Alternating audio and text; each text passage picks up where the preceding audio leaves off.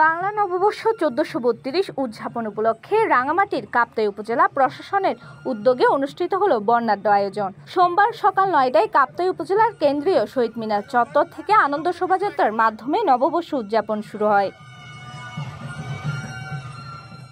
কাপ্তাই উপজেলা নির্বাহী কর্মকর্তা মোহাম্মদ রুহুল আমিনের নেতৃত্বে আয়োজিত এই শোভাযাত্রায় সর্বস্তরের জনগণ, সরকারি বিভিন্ন দপ্তর, রাজনৈতিক, সামাজিক ও সাংস্কৃতিক সংগঠনের সদস্যরা অংশগ্রহণ করেন।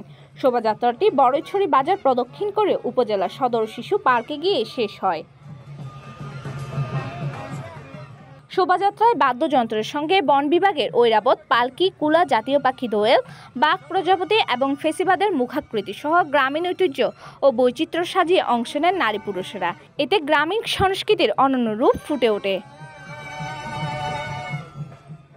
এই আয়োজনে আরও উপস্থিত ছিলেন কাপ্তাই উপজেলা সরকারি কমিশনার স্বরূপ মুহুরী, কাপ্তাই থানার ওসি মোহাম্মদ মাসুদ, রাঙামাটি জেলা বিএনপির সহ-সভাপতি ডাক্তার রহমতুল্লাহ, কাপ্তাই উপজেলা বিএনপির সাবেক চেয়ারম্যান ও জেলা বিএনপির যুগ্ম সম্পাদক মোহাম্মদ দিলদার হোসেন, উপজেলা বিএনপির সভাপতি লোকমান আহমেদ, সাধারণ সম্পাদক ইয়াসিন মামুন, কাপ্তাই প্রেস ক্লাবের ভারপ্রাপ্ত সভাপতি কবির হোসেন সহ উপজেলা প্রশাসনের কর্মকর্তা কর্মচারী এবং বিভিন্ন শ্রেণী পেশার মানুষ।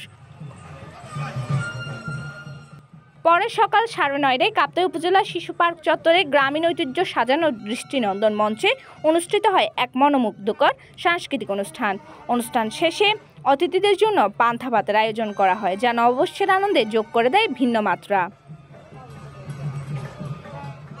অর্ণব মল্লিকের তথ্যচিত্রে মমি ভট্টাচার্য, সিটিজেন নিউজ, চট্টগ্রাম।